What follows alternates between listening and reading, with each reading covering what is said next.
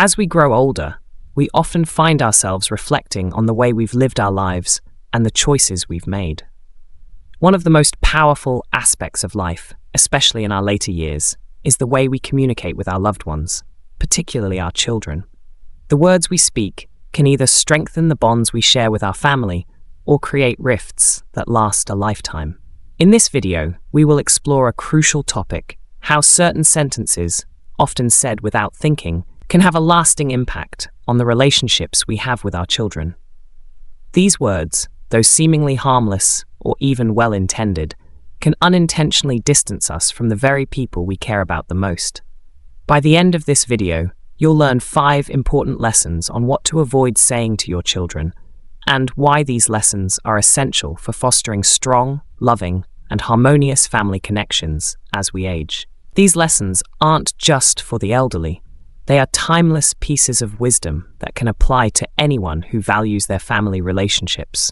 Stick with us until the end as we delve into these valuable insights, which will help guide you to maintain stronger, more meaningful connections with your family.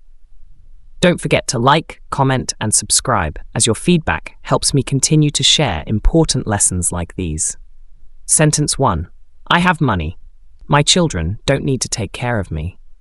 As we age, one of the most common thoughts that arise is the desire for independence.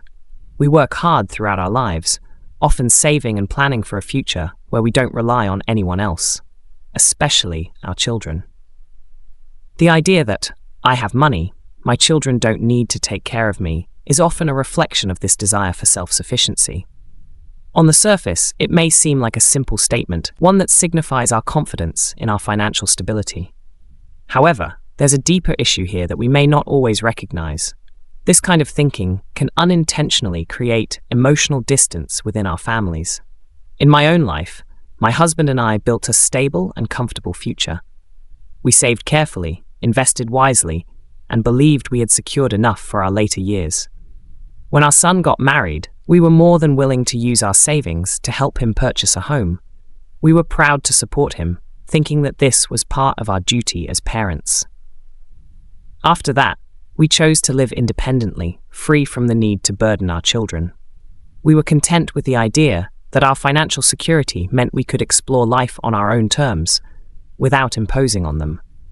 I even told my daughter-in-law at the time, "We have money, our children don't need to take care of us," thinking this statement expressed our independence.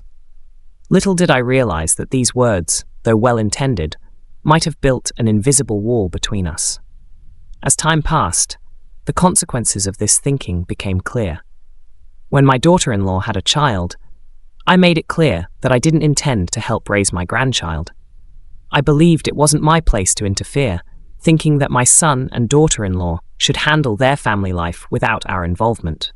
This decision created tension, as I failed to see how my actions might hurt them. For years, I held on to the belief that we could manage on our own, that we had saved enough, and that our children should not feel burdened by us. However, 2 years ago, everything changed when my husband passed away unexpectedly. I was left alone, with the reality of loneliness in my older years.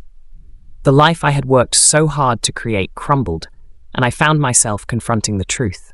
Money alone cannot replace the love, warmth, and connection of a close-knit family.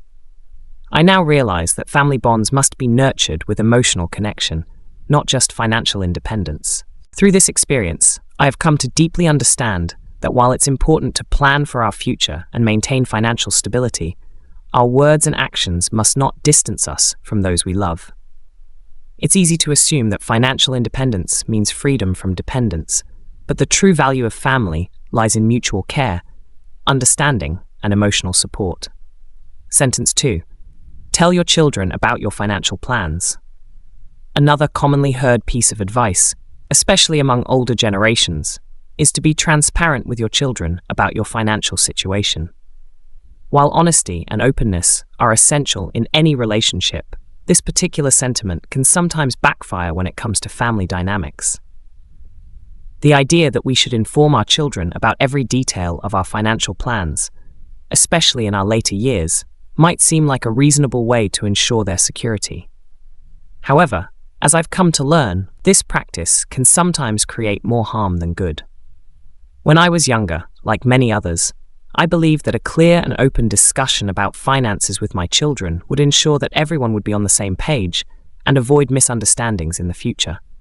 But a cautionary tale from my old friend, Uncle Prune, taught me a valuable lesson about the potential dangers of too much transparency. Uncle Prune, a hard-working and generous man, spent his life building a secure future for his family. He saved diligently, ensuring that his children would have the best opportunities and that he would be able to enjoy his later years without financial worries.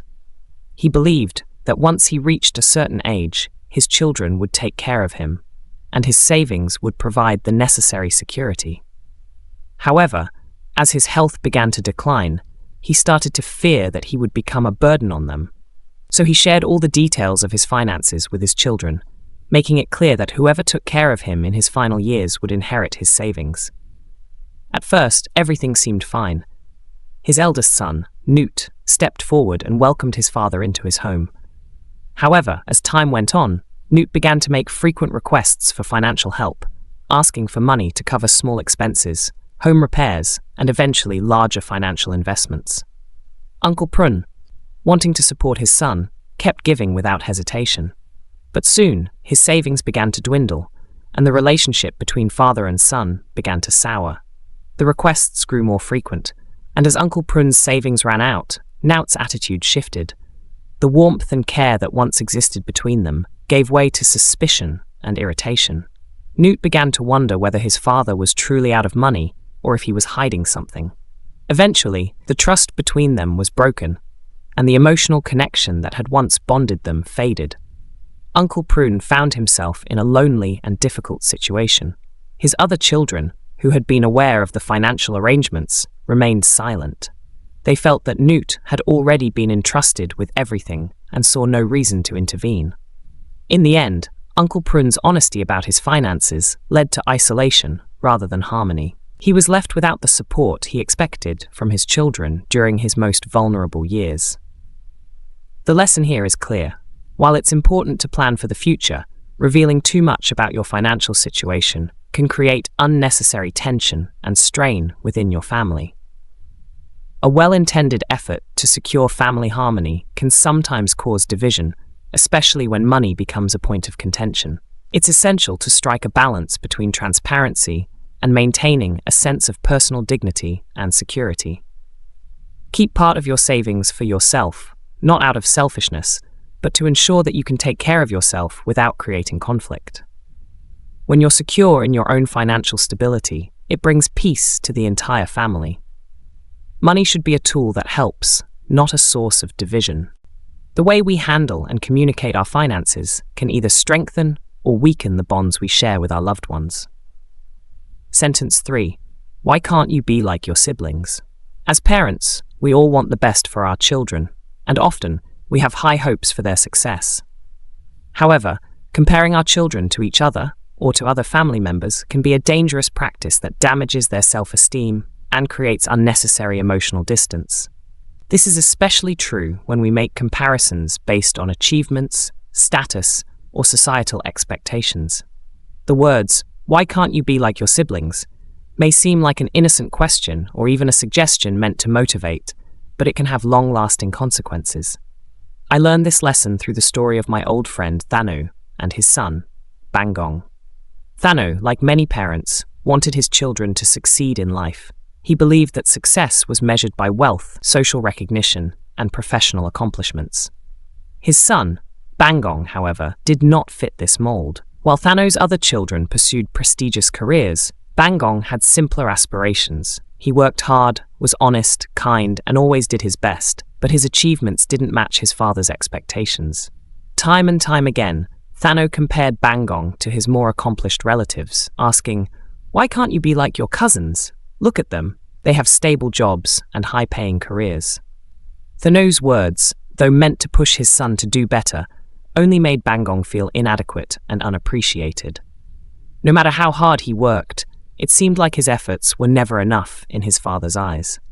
I remember a conversation I had with Bangong where he shared the weight of his father's constant criticisms. "I've spent my whole life trying to make my father proud," he said, "but no matter what I do, It's never enough. He only sees my failures, never my efforts. Over time, this emotional weight became too much for Bangong to bear. He decided to move to Bangkok, hoping that by building a life of his own, he could finally prove his worth. But the distance didn't heal the wounds. Even from afar, his father continued to criticize him, reinforcing the feeling of never being good enough. Eventually, the silence grew between father and son. Bangong stopped calling home altogether. Thano, as he grew older, began to realize the extent of his mistakes. His once strong and confident voice softened with regret. He admitted to me one day, "I only wanted my son to have a better life. I thought I was guiding him towards success, but I see now that all I did was push him away." Thano's realization came too late. The damage had been done. The emotional bond that should have existed between father and son had eroded over the years, and no amount of apologies could fully undo the hurt. This story taught me a profound lesson. When we compare our children to others, we risk undermining their confidence and pushing them away. Each child is unique, with their own dreams, goals, and pace of development. Rather than measuring their success by external standards, we should love and accept them for who they are. Family strength doesn't come from perfection or meeting societal expectations. It comes from unconditional love and acceptance. As we grow older, it becomes increasingly important to remember that the relationships we have with our children are not based on their achievements, but on the love and respect we show them. Instead of asking, "Why can't you be like your siblings?" we should ask, "How can I support you in becoming the best version of yourself?" In doing so, we foster an environment where our children feel valued and loved for who they truly are. Sentence 4. Don't bring up the past. One of the most valuable lessons I've learned through the years is that holding on to past grievances and repeatedly bringing them up in family conversations can do more harm than good. It's easy to get caught up in the past, whether it's old mistakes, unresolved conflicts, or hurts that have yet to be healed. But continuing to focus on these things only deepens the divide between loved ones and creates walls of resentment. What's done is done. Let it go with the wind, is an old saying that rings truer as we grow older. It's a reminder that the past cannot be changed, and there's no benefit in rehashing old wounds. I recall the story of my dear friend USA, who struggled with this very issue. She was a well-respected teacher, a woman of great intelligence and strength, but she had a habit of constantly bringing up old conflicts, especially in her family. USA had 2 sons, both of whom had built successful lives and families of their own. Yet, despite their achievements, USA couldn't let go of past grievances.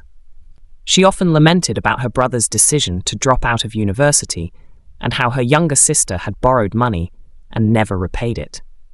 Even though her sister's financial situation had improved years ago, USA couldn't let go of the resentment. Whenever I visited her home, I noticed that her sons would slowly slip away as soon as the conversation turned to past conflicts. It wasn't uncommon for them to excuse themselves from the room or retreat to the kitchen, making it clear that they didn't want to engage in conversations about old issues. The emotional distance between them and their mother grew each time she revisited these grievances. Her husband, Chan, who was the more gentle and understanding of the two, would often try to reason with her. He would say, "Bringing up old issues won't change the past, but it will hurt our children. Let it go." However, USA refused to listen. She believed that by reminding her children of past mistakes, she was teaching them valuable lessons. But in reality, her words only pushed them away further. Then one day, life took an unexpected turn. USA fell seriously ill and had to be hospitalized for several months. During that time, she had a lot of solitude and time to reflect. Although her children ensured she was well taken care of, they visited less frequently. There were no long, heartfelt conversations, no laughter filling the house. The emotional warmth she had once taken for granted had faded. As USA lay in her hospital bed, she had the chance to reflect on the consequences of her actions. One evening, she looked at me with tired eyes and said, "I always thought that reminding my children of past mistakes would teach them important lessons, but all I did was push them away. Now, I just want to see them happy by my side, but I fear it may be too late." Her words weighed heavily on my heart, and I saw the regret in her eyes, but it was too late to undo the damage. USA's story is a painful reminder of how holding on to past grievances can destroy relationships. The love we share with our family members cannot thrive in an environment of constant blame or resentment. As we grow older, we must learn to forgive, let go of past hurts, and focus on building a future based on love and understanding. Reopening old wounds does not bring healing. It only deepens the divide. Families thrive on forgiveness, acceptance, and moving forward, not on carrying the weight of past mistakes. If we want to keep our family close, we must learn to forgive, not only others, but ourselves as well. The past cannot be changed, but the love we nurture in the present can shape a brighter future for those we cherish. Letting go of the past is not a sign of weakness, it's a sign of strength, and it's the key to maintaining harmony and warmth within our families as we age. Sentence 5. Harsh words hurt family members. The power of words is often underestimated. We may think that words are just fleeting sounds, but they carry immense weight, especially when spoken to those we love. Warm words can drive away the cold of winter, but harsh words can harden the heart for 6 months, an old saying goes. This timeless wisdom highlights the emotional scars that can be left by a single moment of anger or carelessness. The harsh words we speak can create rifts that may never fully heal, especially within the family. I witnessed this truth through the heartbreaking story of my old friend, Grandma Wah, and her daughter Mame. Grandma Wah was a strong, determined woman who expected a lot from her children. She was the kind of mother who believed that tough love would push her children to do their best, but her words often carried a sting. Her youngest daughter, Mame, was the target of her sharp tongue. Mame, unlike her older brothers, did not have the opportunity to pursue higher education. She stayed home to help with the household chores while her brothers moved on to further their studies and build their careers. Because of this, Grandma Wah often treated Mame as inferior, criticizing her for not being as successful as her siblings. Whenever she was displeased, she would say things like, "You're not as good as your brothers," or "Others are better than you," or worse, "You're just a burden." Despite the deep hurt these words caused her, Mame never spoke back. She internalized the pain, carrying it silently in her heart. She continued to work hard, caring for her parents and doing her best to make them proud. Even after getting married, Mame remained devoted to her family, helping as much as she could. However, the harshness of her mother's words never faded.